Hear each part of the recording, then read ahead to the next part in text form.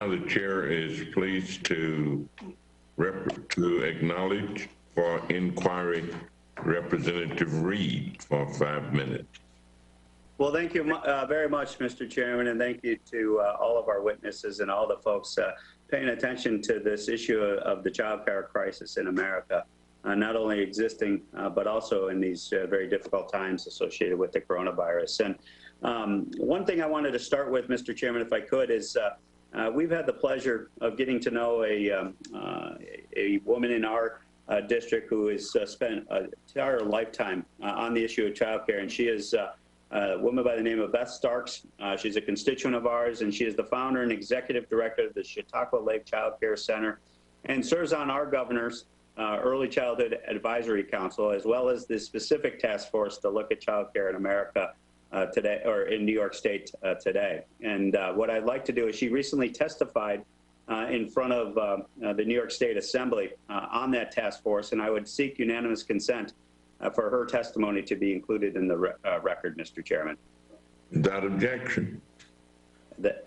Thank you, Mr. Chairman. And you know, as you can see from that testimony, as well as from the commentary today, I will just tell you, one of the concerns I've had during this crisis is in New York State, there was approximately $164 million advanced to New York State under the Child Care Development Block Grant. And only about $30 million of that has found its way to our local communities, to our local child care providers. To me, that's appalling. That's completely unacceptable. We are seeing closure rates of our child care facilities in the district in Chautauqua County, for example, where Beth hails from, 50% closures across, and I know the Bipartisan Policy Center did a survey across America. 60% of our child care facilities have closed, and many of them are unsure about their long-term viability. And so we are continuing to put pressure on Governor Cuomo to release the rest of those child care development block grant monies.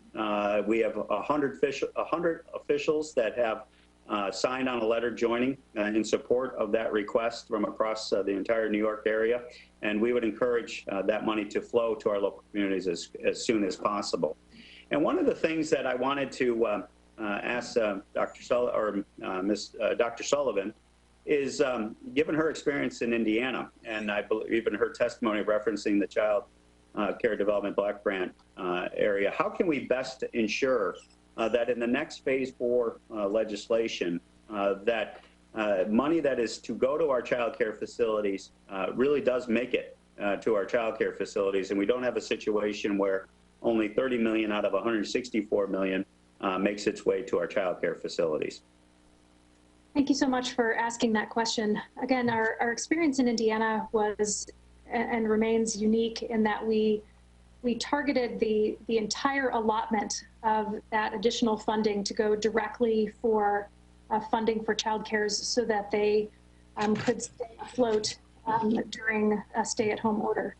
So it was very targeted and used in its entirety for a singular purpose. We were able to do that because we had the partnership at the local level and also through philanthropy to do the other things that those dollars are allocated for. So, for example, we had other sources for cleaning equipment and personal protective equipment. And so we could really have a very targeted effort. This also allowed us to blend the funding from the PPP, so that, as you has been said several times, not all child carers are eligible for that or for the forgiveness. And so this really helped us to fill in the gaps in those spaces. We think that in subsequent rounds that we've been able to really streamline the system so that those funds can get exactly where they need to go, and really should be tied to efficiencies that states are doing in order to continue to receive funding allocation. Well, I appreciate that, Dr. Sullivan, and I look forward to pursuing that maybe a little bit offline in regards to making sure that money gets to where it needs to be, and that's to the actual facilities rather than staying in our state capital. One other issue that I wanted to put on, and I don't know, it may have been touched upon, but one of the things as I've toured child care facilities in the last 3 weeks in particular, because I see this crisis on the horizon, is the actual physical logistical problems that child care facilities are going to have. You know, they're under, you know, the 50% capacity, the social distancing rules. And one of the concerns I have is how are we going to physically overcome the challenge of those orders, especially if our schools don't reopen up, our K through 12 schools, and also if they do open up, where are the kids going to go? And maybe Jennifer Sullivan, Dr. Sullivan, you could provide me some guidance there. What should I tell these folks as to how to overcome that logistical barrier of physical space? Those are incredibly challenging. In Indiana, we will be opening schools starting July 1st.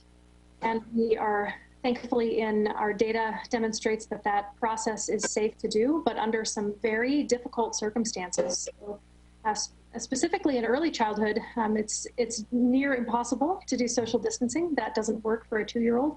And so extensive cleaning that has to be done, and really making sure that we protect those childcare providers with screening, and then supported stay at home if they need to return home if children are ill is very important. We also need to make sure that we have a steady supply of personal protective equipment for the providers, not only so that they're protected themselves, but so that they can protect kids. Is there any, and I don't mean to cut you off, I'm limited on time, maybe Dr. Samuel, I saw your head shaking a little bit.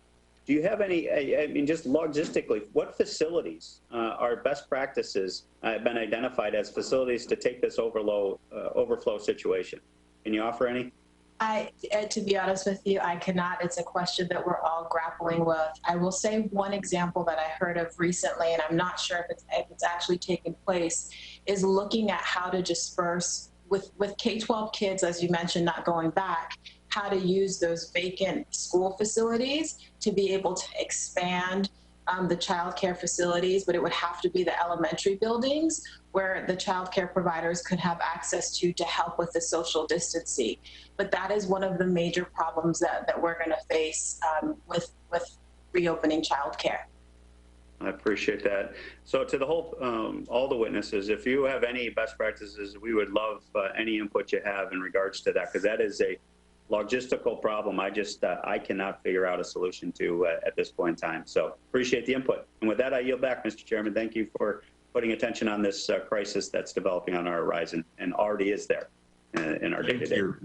Thank you, Representative Reed. The chair now